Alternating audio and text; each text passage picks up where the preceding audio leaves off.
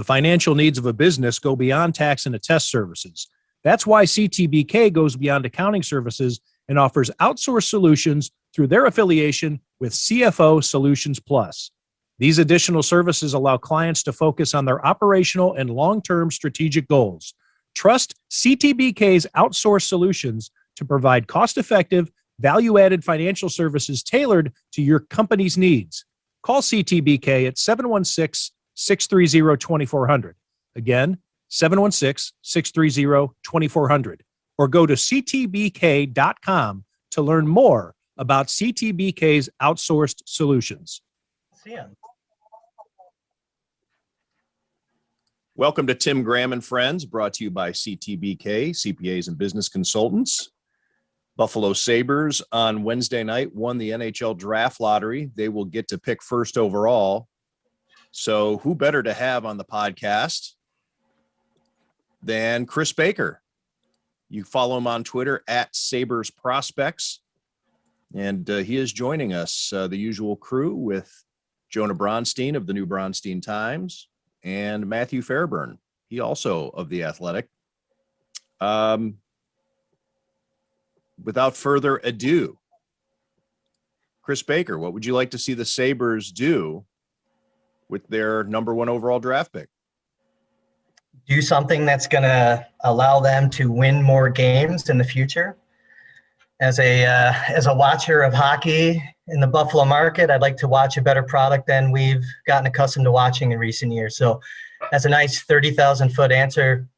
There you go. I mean, there's some good players there for them to take, but they have flexibility, man. And, they kind of hold the cards, So whatever they do, draft a player for future use, future utility, or move that pick, they have to have a vision of getting better somehow using that as an asset. What could they trade the pick for? Jonah. What would kind of be the value or the return in potentially trading the number one pick? That's a hard question to answer. I mean, someone has to, because you don't know, and this is such an odd year for scouting the players too, where there's no one player available that jumps out as that guy that's a franchise-altering agent. You know what I mean? So it's like it's really hard to say what the cost would be. I see some really wild, heavily slanted towards Buffalo, trade propositions out there in the Twitter timeline. It's really hard to say. I think that if someone really believed that, say, that defenseman from the University of Michigan, Owen Power, was going to be their cornerstone, their Victor Hedman, their Drew Doughty, that's going to play 28 minutes a night and just be a workhorse for 10, 12 years. If that player stands out to a team, then you have something to talk about. Otherwise, I don't see – I go into this whole exercise in the next, whatever it is, month and a couple weeks leading up to the draft, thinking that the Sabres are going to make the pick because they have too many other things going on in orbit around them too, Jonah, with Reinhardt's situation and the whole Eichel thing, the expansion draft and the Ristolainen thing. I see them making the pick. I don't see them receiving an offer that's going to motivate them to really move out unless it's one or two spots down. So they still get a primary like a solid asset. It's really hard to say what that return is, though. It's not anything that's going to make you fall out of your chair, I don't think. You mentioned that there's not one player that jumps out as kind of a franchise-altering, type of talent as we've seen in other draft classes. How does the top of this board compare to most years? Just because there's, I see a lot of people bummed out or maybe it's just Sabres Twitter in general is like, oh, they got the number one pick, but of course in a year where there's no, generational superstar. But how does this top of this class compare to most years? I think it's good. I mean, it's not just because you don't have a Connor McDavid or, someone like that doesn't mean it's a bad class. There's some pretty good depth to this class. I mean, if I look into the, early to mid-teens, I see players there that I would love to get there in the early to mid-teens in any draft. So, one of the best bantam players that I've seen in probably the past 15 or 20 years may not go until 15. A kid named Chaz Lucius, who plays for the National Team Development Program. He has a great name, Chaz Lucius. Great, one of the best players I've seen at 15, 16 years old when he played for Gentry.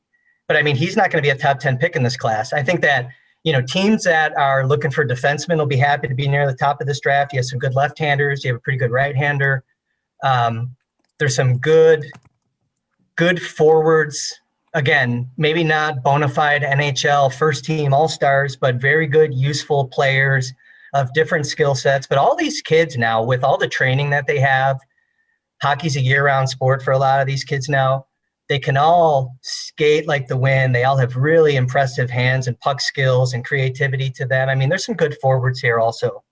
So it's not super top heavy with like a superstar or one or two at the top and then just a really good, solid crop after them. It's a pretty steady flow of good players right from the jump in this draft class. Kris, you mentioned Chaz Lucius, and I'm thinking Owen Power, and I'm wondering, do you pick hockey players like I pick Kentucky Derby horses and the best name breaks the tie? It's really funny because every year, Jonah, there's like a player that just because he has a cool name, fans magically want. Bodie Wild was one a few years ago, But yeah, I think Owen Power fits that bill. But he also happens to be a really, really good player. And I'm already seeing people kind of dog him a little bit because I think they just are down. Well, number one, they're down because they're Sabres fans, and we don't have to rehash that. I mean, the whole defeatist attitude of Sabres Nation is pretty clear. But people don't want a defenseman either. They don't think that unless you draft Bobby Orr that you should take a defenseman at the top of the draft. Well, Owen Power, pretty good on defense, right? Don't need. What's that? They don't. Well, the Sabres don't need help on defense. They've got that locked up already. I don't know. I mean, I'm not drafted. When I'm looking at the draft, I don't really look at who's here right now, like on the top club roster. I look at because who's here today could be gone tomorrow. And you always want to just, if you have the ability to draft the best player, regardless of the position that he plays, you have to take that player. You're taking an asset. And you still have to dress 6 defensemen every night, and you still have to dress 12 forwards and, 2 goalies. So it's like, take the best player at his position.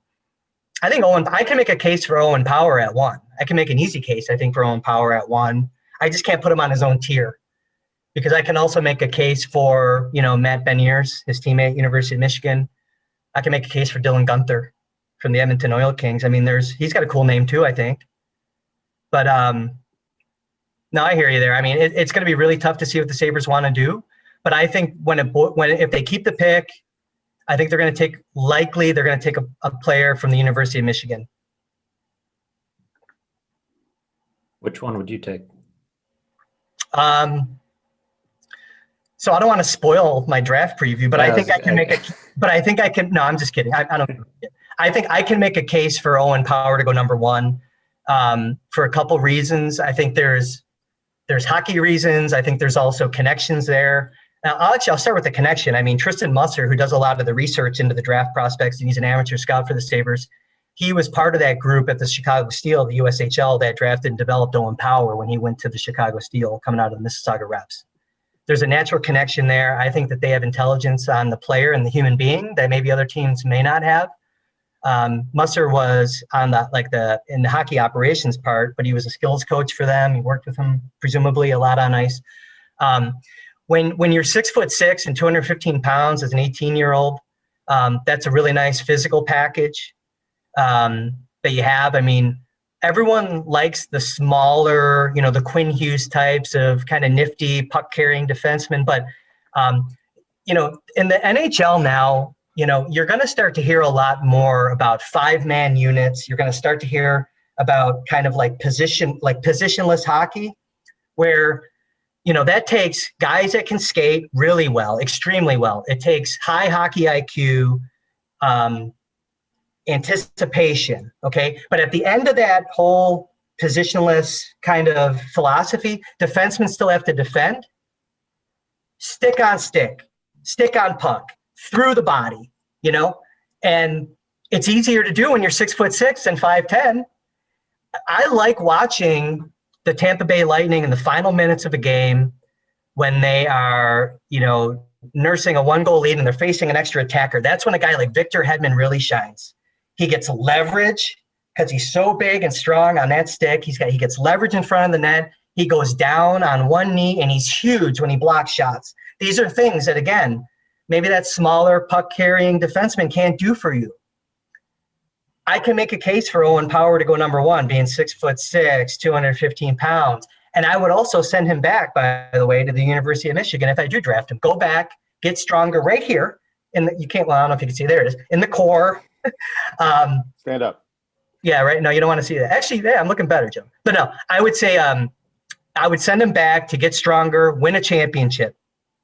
He could play more minutes there. There's long-term value in him going back, developing further along as a human being, leading a team to a national championship, come in and plug right into the NHL. I can make a case for that with Owen Power. I lean there right now. Actually, I don't think it's super difficult to make that decision. But to Jonah's point, you know, you have Rasmus Dahlin is a left-handed defenseman. Jacob Bryson, left-handed defenseman. You know, you have Jokiharju, Borgen, and there's Aloxinen on the right. But then you have Ryan Johnson, Matthias Amos, a left-handed defenseman. Hey, listen, having too many players at one position is a pretty good problem to have, especially defensemen. I don't need to go back and talk about whatever year that was in the playoffs when they had to call up 5 guys or whatever from Rochester to get through a series against the Hurricanes. You know? 2006. 2006, man. There you go. But yeah, I can make that case for Owen Power, Matt, if you wanted an answer today on early June. Well, I'll let you leave the door open. We got to build the suspense and, you know, build the intrigue for your draft preview. So the early lean to Owen Power. The early lean is definitely to Owen Power. Yeah, based solely on the name. Can the Sabres screw this up? Is there a potential pick or a scenario you see where a couple of years from now we're looking back and thinking, gee, I really missed that opportunity? They could screw it up if they trade too far down and or don't get a 2022 number 1 in the process or something like that. I mean, that's really the only way, because if you don't take the big left-handed defenseman, then if I'm in the draft room, I'd be banging on the table to take Matt Beniers, who played center this year. I like drafting centermen high. I'm not against taking natural wingers high. But, I mean, if you were to look at a player like Matt Beniers, who's playing right now, who had actually a pretty bad injury today, it looks like, at the World Championship. He's one of the few amateur players playing at the Worlds right now for Team USA. I could see him being a very attractive player to the Sabres, not just because of his position as a centerman, but, I mean, his work ethic, his intelligence. He's got good size. He's 6'1", probably about 175, 180 pounds. To borrow, I think we have some football people on this Zoom here. He's a high motor type of player, so his feet are always moving. He's just kind of very aggressive on the forecheck, but he's very creative. I like him as a player plenty. I can make a case for him. Does he have good hips? Good hips. Yeah, there you go. Yeah, hips, right? Twitchy. Yeah. Pad level? All of that. Pad level. Yes, all of that. You know, he's a good route runner on the back check too. But I think I think he would be very attractive to the Sabres because, you know, he's a Massachusetts kid. He has that Massachusetts moxie to him. He's a pissa. You know what I mean? He kind of gets in your face. He kind of plays that kind of style in the corners. He goes hard. I like that type of player. Plays fast. I can make a case for him too. So if there's a secondary lean, I would look at a player like that too. But that's the thing about this. It's kind of a hodgepodge at the top where, you know, you'll hear experts and non-experts tell you that there's no consensus here, but I could probably I could drill down to 2 or 3 players. If the pick is Beniers, if it's the best center, is that a signal that Jack Eichel's out the door? No, not necessarily. I think it's just another move to build up depth where you haven't had it. And, you know, just they finally have some semblance of depth developing behind Eichel now, you know, post O'Reilly, if you think about it. With Middlestat coming of age, Dylan Cousins looking like he's going to be a really good player. I mean, an impact player, difference maker. It gives you breathing room to properly develop these players. It gives you breathing room to send Beniers back and see if you can actually salvage the whole Eichel situation. I'm not really going to connect anything that they do in the draft to Eichel. I'm really not. I think that, you know, get the best player and start building a team that can win some games and learn a lesson, actually, that you build a team. Because a lot of things that the Sabres did 5 years ago was about one player. And that was just folly, man. You got to build a team, and they tried and they failed, but build the team the right way now. I was going to ask you about Beniers' injury, which you mentioned. It just happened today. We're recording this on Thursday. Happening so close to the draft. And I know that hockey is the long play when it comes to evaluating prospects. Do you think this injury could impact his draft stock at all? Not for me, but there's more to be known about the injury. What's the severity, right? I mean, does he need reconstructive ankles? I don't know enough about the injury. I saw the play. I haven't dug into it between then and talking to you guys, but right. I wouldn't think so. Yeah, I wouldn't think so. In concept, I wouldn't think that would have anything to do with his draft stock, Tim. No, again, because it is a longer play, and any of these kids that you're drafting, we've said it before. I think I was on your show when you were still in studio years ago, saying quit relying on 18-year-old kids to come in and change your franchise, right? Like, same here, man. Same story with this player. The thing that is interesting regarding that sentiment with Beniers and the injury and his draft stock is that it will be the Seattle Kraken's first draft pick. Yeah. And might that cause some sort of pause within Seattle's front office if he is on the board, if the Sabres take Owen Power, and do you want to draft a guy who's injured? And the fact that for your team and your rollout, and you probably want to have that guy be a part of the team if he can be in his first NHL season or whatever. I don't know what Seattle's thinking is with how it would use Beniers, but that would be an interesting wrinkle. Go ahead, How about, if we need to sell some tickets in Seattle for that first game, trade Jack Eichel to Seattle for the number 2 pick. Sabres can get both of these Kris Baker pets. Got to get more than that for Eichel, I think. But much more than that, though? Could you build a deal around those pieces? I think if you're trading Jack Eichel, you can't do it for futures, man. You got to do it for win now assets. And the other thing, though, with Beniers and the Seattle thing is that I'm not necessarily convinced. Like, a lot of why I would connect Beniers to the Sabres is the pedigree of the player matching up with how it aligns with who's in the Sabres front office with USA national team connections. Now, I'd have to go back. I'd have to look at Ron Francis, the staff that he's built out in Seattle, but there's a hell of a player, another one that plays at Michigan, who's a British Columbia kid, Kent Johnson, who's played left winger from start to finish with Beniers on that top line for Michigan this year. Maybe they would go for that player that has that Western, that flair, and they play the geography angle a little bit. I mean, I could see there's a lot of cases to be made for players to go 1, 2, 3, 4, maybe even 5. And you could pull 20 teams, and I bet you their order would look different on all 20 if the permutations allow it. So it sounds like winning the lottery is worthless. Sabres could have stayed where they were, and it wouldn't have mattered. Well, I mean, it gives them the control. You can look at it half full or half empty. They could be the one that controls their destiny, or they could be the one or they can make the mistake. And I don't necessarily see a mistake to be made here, because what's the windfall for the team behind you? It's the same type of player and same, projection. And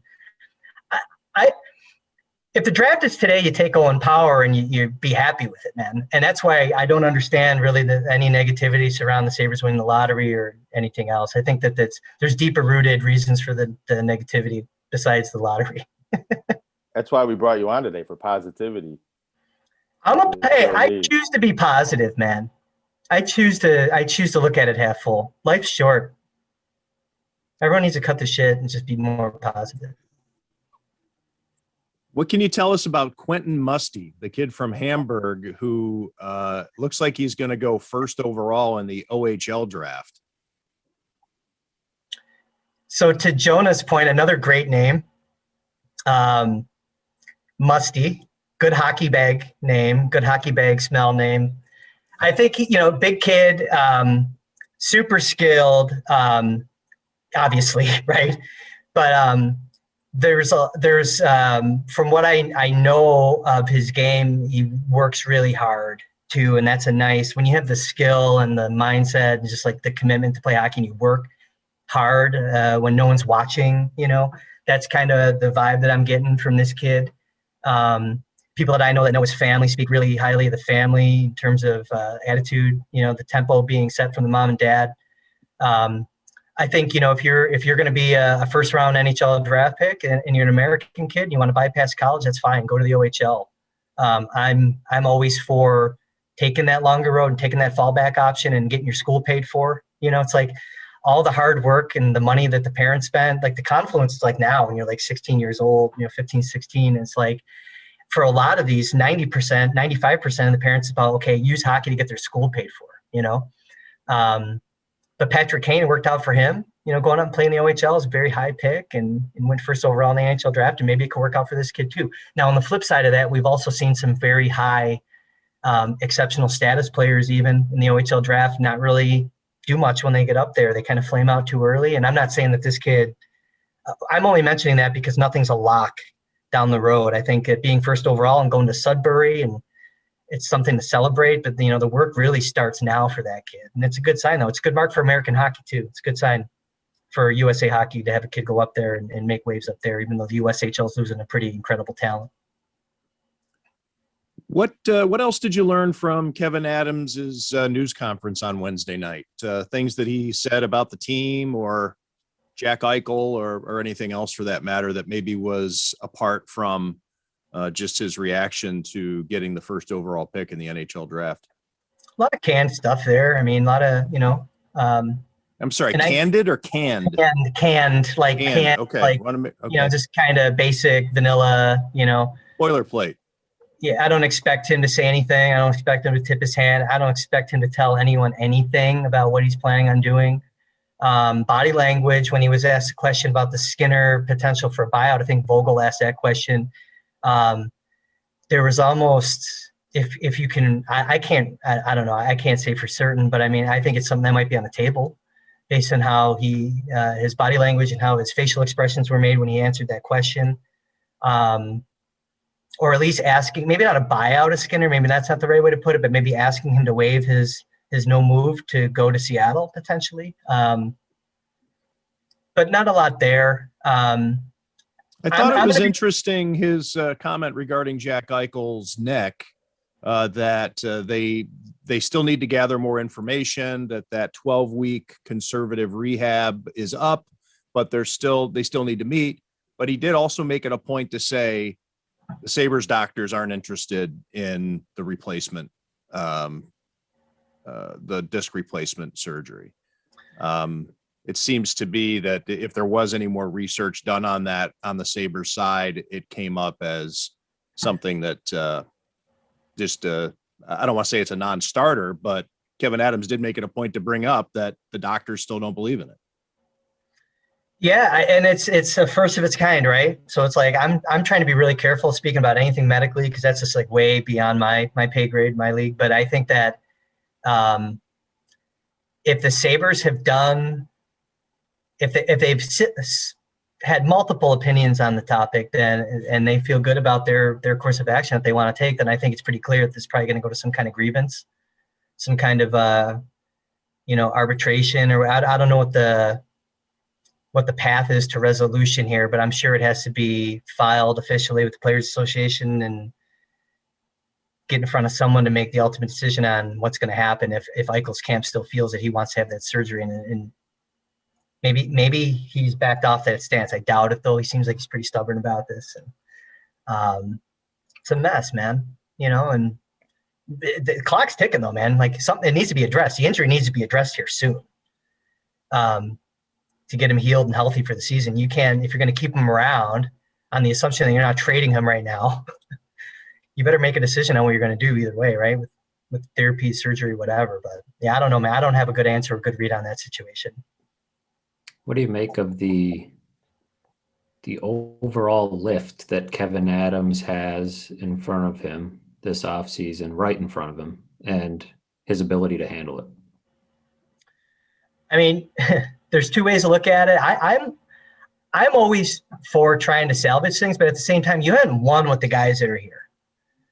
So take your checklist of who's in, who's out, and the guys that are out, move them. I'm actually in favor of making it a very black and white thing, because now that we've talked about Middlestad, Cousins took tremendous strides. I think Anders Bjork, Rasmus Asplund, Tage Thompson, Arttu Ruotsalainen. You have this core of guys that are similar age now that could really gel together and learn how to win together. I know people say learning how to win isn't a thing. That's nonsense. You have to come together as a team and win games and battle for each other. That's hockey. And I think that if you want to give those guys opportunity and use that as your core group that you're going to start building around, then if Reinhart doesn't want to be here, send him and bring someone in that you think matches up really well and adds to that core. If Eichel doesn't want to be here, you got to admit, you got to cut your losses and go and move him, and you'll get a hell of a package for him, I believe. And by the way, if you're Kevin Adams, you go into any negotiation on the assumption that he's 100% healthy.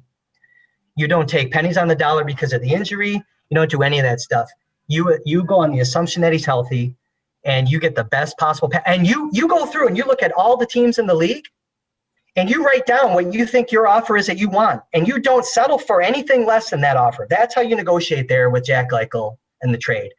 Or you do what Sakic did with Duchesne. You say, Jack, I'm going to try to trade you. I'm waiting until I get the offer that I want, and you can be a part of this by going out and playing. And you play your best, and you keep your value high.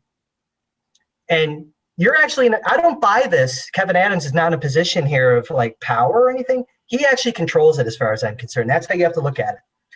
Ristolainen, same thing, by the way. Those are the three players I look at in that bucket of guys that you haven't won with that you can move, and you can probably actually get better. John Tavares left the Islanders for nothing, and that team got better. Why not Buffalo? Does Eichel need to come back and play and prove he's healthy before the Sabres can make a fair trade involving him? I think it helps, but I don't think it's a requirement to make a deal. I think that the reality of a Jack Eichel deal really happens after the expansion draft. Players that we just talked about that are probably out. I'm not moving any of them until after the expansion draft because you're going to get players back. You know what I mean? That are going to cause you to mess up your list a little bit of the guys that you want to protect. Don't add more players to make your job harder to protect players. Wait until that expansion draft, and then the rubber hits the road on all this other crap that you have to get done that lift that Matthew talks about. What are some of your – I mean, people talk about Skinner and Eichel and Reinhart, of course, because they're the big pieces. They're the best players. But what are some other maybe overlooked trade assets that you see on the Sabres? Are there any guys that make you think this is somebody that they can move and really not have it hurt them? Or no, none. Okay.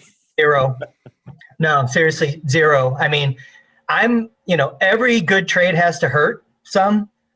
And I think, though, moving Eichel is going to hurt some because you have so much invested into him going back to how they got him. The emotional hurt. If there's one player of those three that I would keep, it's Sam Reinhart, actually. Don't you get the sense, and I want to talk about that too, but since we're talking about the emotional hurt. Yeah. Don't you get the sense, though, and it's all – I got this last night also when the Sabres got the first overall pick. Just a couple of years ago, when they got Dahlin, when they had the first overall pick then, it was a much bigger deal. And I know that there's no Connor McDavid in this draft class, but it seems as though Sabres fans are totally checked out. And I don't mean like, and you might say to yourself, well, of course they are. The team has been awful, and they had an 18-game winless streak and last place 4 times in the last 8 years and the whole thing. Of course they're checked out, but it seems more so than ever they don't care. And I get the sense, and this is a sense, and it's not a scientific poll, but it seems to me that Sabres fans don't care if they keep Jack Eichel or not either. And that's a blanket statement, of course, which is dangerous. I know there are fans out there that love him, want to keep him, want to build around him, but collectively, it seems like it's just a shrug of the shoulders from Sabres fans, like, whatever. And here's the thing, is social media the benchmark for gauging like Sabres fans, or, you know what I mean? Because like there's a very loud minority on social media that I don't know if they're the right way to broad stroke the entire fan base. Well, I agree with that, and especially on game nights, things like that. Yeah. But I'm sensing the opposite. I'm sensing an apathy, which there's like usually on Twitter you'd have there'd be an argument about this. It seems as though people aren't even really arguing about it, and if it's like people don't have the energy to even take a stance one way or the other. It's just kind of like from there there's this malaise that I think is the opposite of what you're saying. There's nothing there. There's nothing to gain. There's nothing for us to even look at and absorb as to what Sabres fans are thinking. Years of losing, the air is out of their bag, man. It's been a bag deflator. You know what I mean? And I mean, that's a big part of it. I also think that there's a lot of angst against the Pagulas. They ignore maybe some of the successes with the Bills and look at the Sabres because there was an emotional toll that goes back to kind of the guarantees of the winning that was going to come. And, how they got Eichel and how they even got Reinhart. There were almost like guarantees. It was made to sound easy. And I think that the fans feel burned by that whole process. And I'm not going to rehash that. I think a lot of people know how I feel about that. But I think it all goes back to that 5 years ago, 6 years ago. But I don't know about, like with Kevin Adams last night, I think Kevin Adams actually has a good mind for the job and the task ahead of him. But even then last night, like he was asked a question about like, you were nervous. Terry Pegula texted you, told you to smile when the #1 placard was going to be turned over. And he said, he started his statement by saying, I was thinking about a lot of things. My mind was racing, my heart was racing. I was thinking about all the adversity and the tough year that we had. And he says, I was thinking about Kim and Terry and all they've done for the city and the fans and all this and that. But all that was captured in the quote that was spliced out and put out there for fans to chew on was, I was thinking about Kim and Terry. The adversity, the season that they just went through, the agony, all that crap was mysteriously omitted from the front end of that quote. And that just lends to this whole social media being the devil and just throwing raw meat out there. It was very convenient with how that was phrased by multiple sources, by the way. But, again, I think that, it's just a really negative time, but it's all about losing. If you want it to go away, and if the Sabres want to get revenue and they want people to buy the tickets and everything else, go and win games. Because what they did was they said, hey, we're going to be horrible. We're going to be bad. Come buy tickets, pay for parking, pay for concessions. We might be good in a few years. And people did that. And they feel burned. And they reached the tipping point. I don't blame the fans. But it's bad. It's brutal. Is it possible, just a hypothesis, that trading Jack Eichel, maybe trading Jack Eichel and Sam Reinhart, maybe you lump Ristolainen in and get all three of them out, could that provide any healing for that portion of the fan base? Like maybe there's a psychological burying of that era that needs to happen before people can turn the page and look at this franchise differently. I think it's so hard for people to look at this franchise and get excited when so much of it looks the same. And there's so many reminders of what they went through, what they've gone through, and what they're continuing to go through, with some of these guys. I have a really hard time with the Eichel thing. I make it sound very black and white. You know why? Because I'm not the one that has to make that decision. It's very easy for me to say that. But now if I put myself in that chair, in that very bland office in the arena there, it's a very hard decision to make, because I think ideally you try to keep Eichel, you try to salvage it, you try to just get past the stuff that's going on and come and get back together and make it happen, because that's like relationship building. And it's just like, there's a lot to be gained by doing that. There's a lot to be gained by keeping Sam Reinhart, because he's a hell of a hockey player and he's kind of becoming like maybe a silent leader. He's got some Drury vibes sometimes to him. But to the healing point, I don't know because part of that whole black and white thing, I think, is what you say.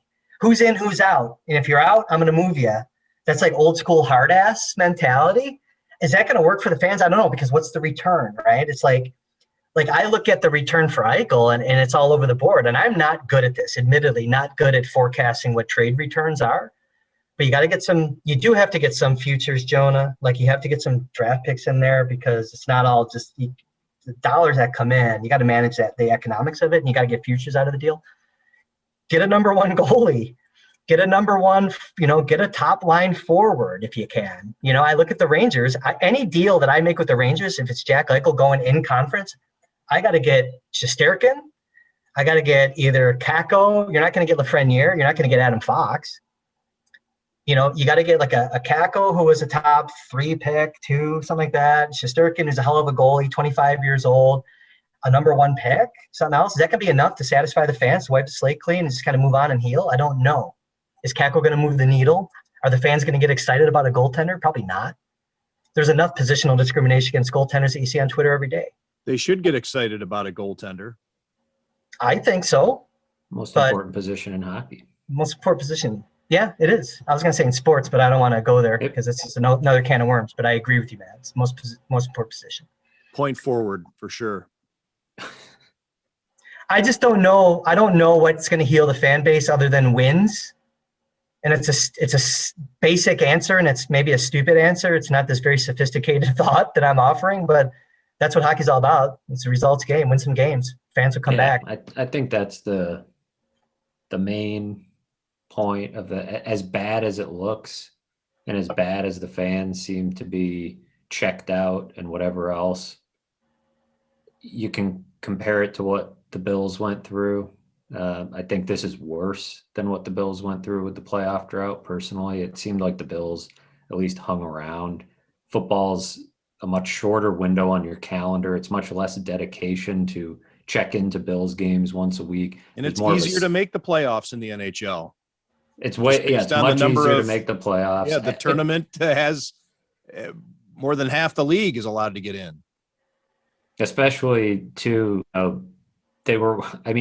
this is worse than the Bills. I mean, last year there was a few teams that didn't play after the restart because it was like, all right, we're going to take these teams and everybody's going to have a shot at the playoffs. And the Sabres weren't even in that.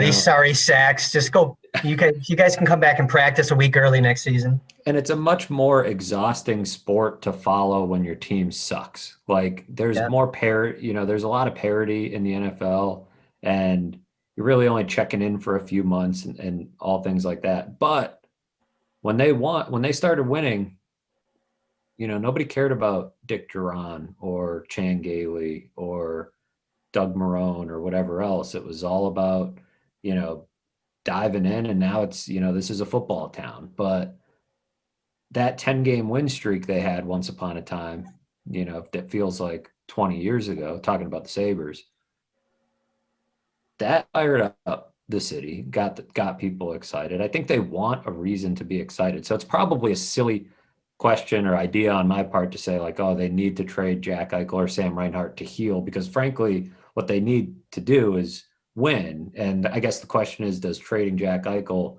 get them closer to that potentially? And that's a tough question for anybody to answer, I think. I think if they made a deal with LA, so, Luc Robitaille loves to make a splash, and he has the assets to make that deal.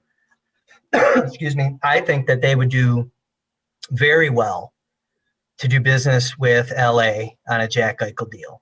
I think they could. I think that the return that Kevin Adams writes on his LA Kings post note, sticks on his wall, I think that return could probably match that if they were to start talking after that expansion draft, or maybe that week leading up to the expansion draft. Because presumably any suitor for Jack Eichel may want to know if they have something here, and that maybe changes how they construct their protected list too, all that stuff, right? There is something to be – I mean, I like I said, I have a hard time with it, because I think to your point about the healing concept, which I never even thought of it that way, Matthew, but it's like there's something to be said about just ripping the Band-Aid off, Shuffling that things up, era right? of losing. There's something to be said about, it's like when someone dies and what are you going to do? You're just going to sit there? No, you move on, man. You build your life up again. And maybe there is something to that. It's a crucial offseason, I think, for the future of the Sabres in that regard, because the Eichel thing could go horribly worse than it is right now if they keep him and they keep losing, and it could get uglier. Do you have a cat?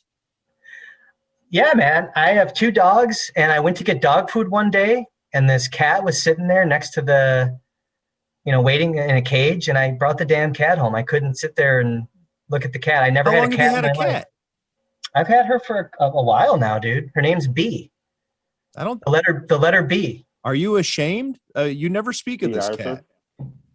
I'm not ashamed. I'm just not. I'm still not a cat person, even though I have one. I only learned this a few months ago we were on the golf course and Kris made a passing mention of his cat. And I was like, excuse me? Like, didn't know you were a cat guy, but She's apparently pretty Kris cool, Baker, dude. big cat guy. She's pretty cool. I brought her home real quick. I know we're not here to talk about. We're talking about Owen Power now. We're talking. No, about, we're here to talk about what I say we're going to talk about. But no, I brought her home and I was showing her to Aspen, my big Swissy dog, and B went just smacked her, and one of her nails was sticking in Aspen's big black nose. And I said, "Oh, you're a little bitch," and that's what we called her. So her name's B. She got like within 5 minutes, she made acquaintances with Aspen by sticking a claw in her nose. Would your cat fight Jake Paul? Oh, my cat would kick Jake Paul's ass. I still stop myself, and I'm amazed that that's a thing. Not I just a see thing, a it's the commercial for it, biggest and I was thing like, in that's not happening. That's not real. Fight game right now, both of them. I'm annoyed by the whole Jake Paul, Logan Paul charade. I'm annoyed that I know their names. That's heat, though. Come on now. I hope Tyron Woodley takes him down, but he's on the bad side of his career too. You're going to pay to see that fight. I'm surprised how inexpensive it is, relatively speaking. I thought that if they were doing it, and I'm like, all right, what's this going to cost? $100? And I was surprised to see it at only 50. That's a boxing bargain.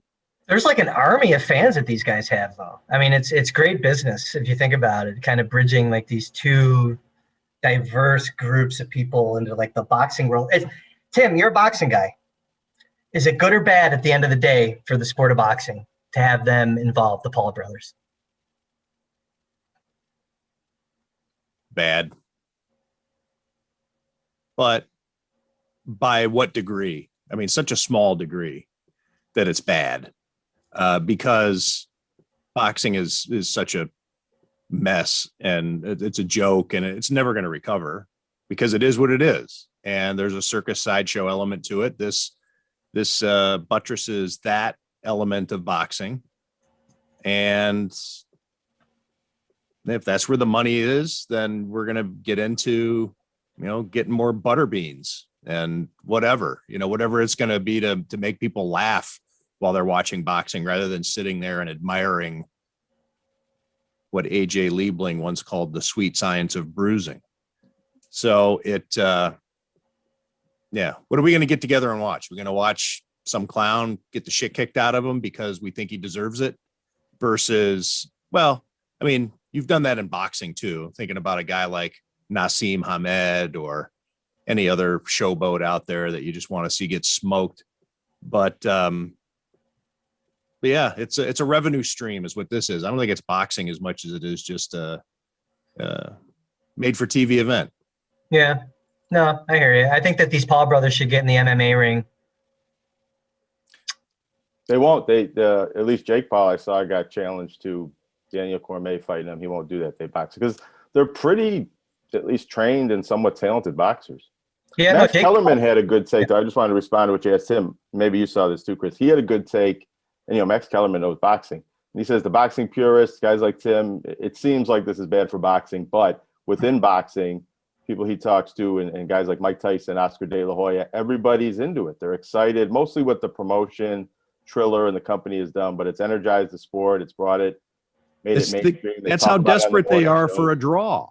They just need a draw. They can't. There are great fights out there to be made, but they can't afford them. They can't even put the really good fights again, boxer versus boxer together. Right.